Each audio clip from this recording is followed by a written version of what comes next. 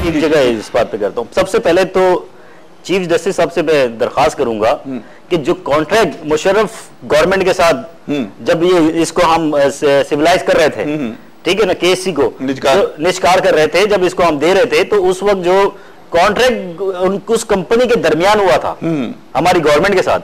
उस कॉन्ट्रैक्ट को आज तक पब्लिक के सामने नहीं लाया गया कि कितने में केसी बेची गई, कितने अरसे तक प्राइस को नहीं बढ़ाया जाएगा, कितने अरसे तक जो है इसके ऊपर जो इन्वेस्टमेंट की जाएगी। शेयर जितने में खरीदे थे उससे 4 गुना ज्यादा कीमत में उन्होंने 25% शेयर बेच के कंपनी जो है हैंडओवर कर दी थी और 50% शेयर के वो फिर भी मालिक थे, जमिया वाले मालिक थे ना, उन्होंने फिर सेल कर दिया उसको, ठीक है। फिर ये जो है ये कंस्ट्रक्शन कंपनी जो है अलबराज के नाम से जिसको इन्होंने बेचा है, जिसके पास इंजीनियर्स नहीं है, जिसके पास जो है वो टेक्नीशियंस नहीं है, जिसके पास कोई ऐसा आदमी नहीं है, ये कंस्ट्रक्शन की कंपनी थी, दीवारें बनाने वाली कंपनी को आप एक और केईएससी में एक बहुत बड़ा घपला आपको बताऊं कि केईएससी का तमाम फ्लीट जो था गाड़ियों का वो एक निजी कंपनी पीटीएन को बेच दिया गया जी। बेचने के बाद अब एक्स्ट्रा हर स्टेशन पे एक्स्ट्रा उस गाड़ी जो 35 से 40 हजार रुपए उस गाड़ियों का किराया है,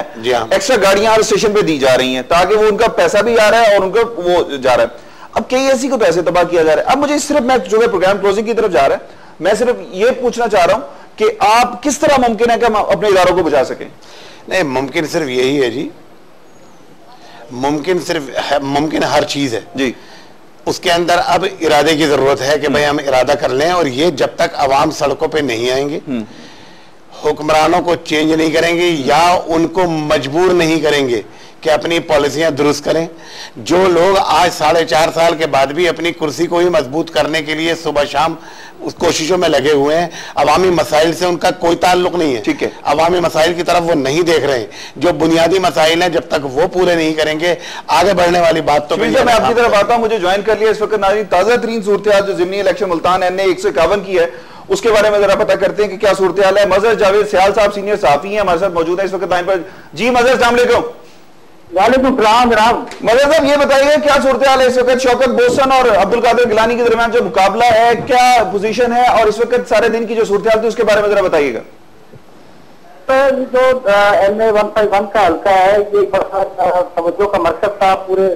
दुनिया की नजर इस पर थी क्योंकि गिलानी जो वज़ीर आज़म है थे उन्होंने ये सीट खाली की थी और उनके बाद उनके बेटे सैयद अब्दुल कादिर गिलानी पाकिस्तान पीपल्स पार्टी के उम्मीदवार थे, जबकि उनके साथ जो है मद्दे मुकाबिल शौकत हयात बोसन थे जो उनके करीबी तरीन अजीज थे। वैसे तो जो 10 उम्मीदवार यहाँ हल्के में थे, हल्का असल में ज्यादातर यूसुफ गिलानी का इसलिए कहा जाता है कि वो तकरीबन 5 मरतबा यहाँ से MNA बने हैं और लास्ट टाइम 2008 के इलेक्शन में उन्होंने 78,000 वोटों के साथ कामयाबी हासिल की थी। सिकंदर हयात बोसन के 2008 में 45,000 वोट थे, जबकि माजिद भुट्टो मुस्लिम लीग नवाज के उम्मीदवार थे जिनके तकरीबन कोई 19,000 वोट थे। अब क्या पोजीशन है मजहर, अब क्या पोजीशन है? इस वक्त पोजीशन ये है कि 245 पोलिंग स्टेशन थे और उसमें सैयद अब्दुल कादिर गिलानी को गैर सरकारी नतायज के मुताबिक 1780 वोटों की लीड है और ये अगर से कोई इतनी बड़ी लीड नहीं है लेकिन तवक्को की जा रही थी कि बड़ा मार्जिन होगा उनकी कामयाबी में, लेकिन इसके बावजूद जो है ना अपना अच्छा ये मुकाबला इतना सख्त हुआ है, इसके बाद अवामी राय क्या है वहां पर? लोग क्या समझते हैं कि ये गिलानी फैक्टर जो है इस दफा जो जिस तरह उनको नायल करार दिया गया है कौमी असम्बली से, वजारत उज़्मा से, अब ये भी इसमें कारगर साबित हुआ है? हाँ देखें, ये एक तो वजह ये थी, दूसरा ये जो इंतखाबी इस्लाहात नाफिज हुई हैं इसमें जो है एक सबसे बड़ा फैक्टर ये था कि लोगों के पास ये देहाती इलाका है और इसमें दरियाई इलाके के वोट भी इसमें शामिल थे और इसमें जो है ना वो अपना बहुत ज्यादा लोगों को मुश्किलात का सामना रहा। लोग जो है पोलिंग स्टेशन तक नहीं पहुंच सके और जहां पहुंचे हैं वहां भी खासी उनको मुश्किलात का सामना रहा क्योंकि उनके पास एक तो उनके वोट नहीं थे। मजहर ये बताइएगा क्या नजर आ रहा है, किसकी जीत मुतवक्को है, क्या टर्न आउट है अब इस वक्त बाकी पोलिंग स्टेशन पे? जी नहीं, ये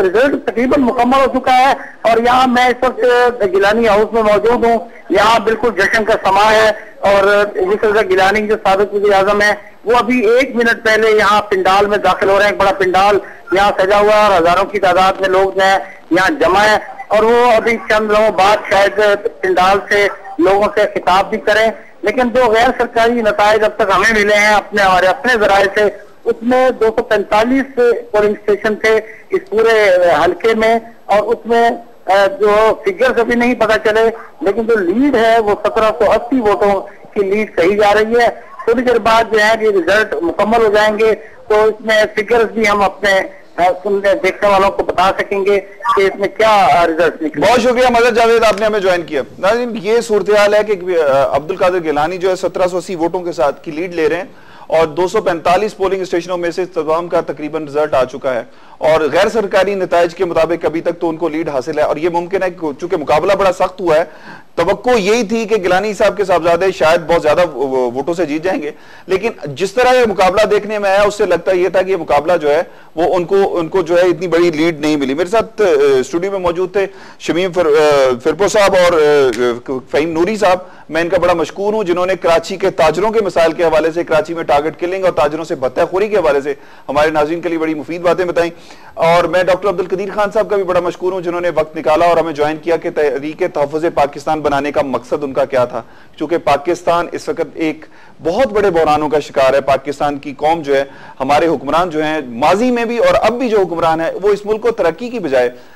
पस्ती की जानिब धकेलने में मसरूफ है। हमारी कौम का ये सूरत हाल है कि हम फिर आंखें बंद करके इन्हीं हुक्मरानों के पीछे, इन्हीं सियासतदानों के पीछे चलने लग जाएंगे। लेकिन अब वक्त आ गया है कि हमें अपना ये माइंडसेट चेंज करना होगा, हमें अपनी सोचों के दायरे महदूद जो हैं उनको वसी करना होगा, ताकि इस मुल्क के करप्शन ज़दा और हबस ज़दा माहौल में कोई नया खून आए, कोई नए लोग आए जो आके इस मुल्क को सुधारने की कोशिश करें। डॉक्टर अब्दुल कदीर खान साहब ने बहुत बड़ा इकदाम किया है, लेकिन अब जरूरत इस अमर की है कि पूरी कौम उनके इस इकदाम को लब्बैक कहते हुए उनका साथ दे और इस मुल्क की बेहतरी के लिए जो है इस मुल्क को तरक्की की जानिब लेके जाया जा सके, इस मुल्क के करप्ट लोगों का एहतसाब किया जा सके। वो सियासतदान हो, ब्यूरोक्रेट हो, जर्नैल हो, सहाफ़ी हो, जज हो, कोई भी हो, अक्रॉस द बोर्ड सबका एहतसाब हो, ताकि ये मुल्क तरक्की की जानिब सफर कर सके, जो हमारी आने वाली नस्लों के लिए एक तरक्की याफ्ता और मुहज़्ज़ब मुल्क की हैसियत से, तरक्की याफ्ता मुल्क की हैसियत से हम उनके लिए छोड़ के जाएंगे। इसके साथ ही अपने मेजबान मियां तारिक को इजाजत दीजिए। अल्लाह निगहबान। पाकिस्तान जिंदाबाद।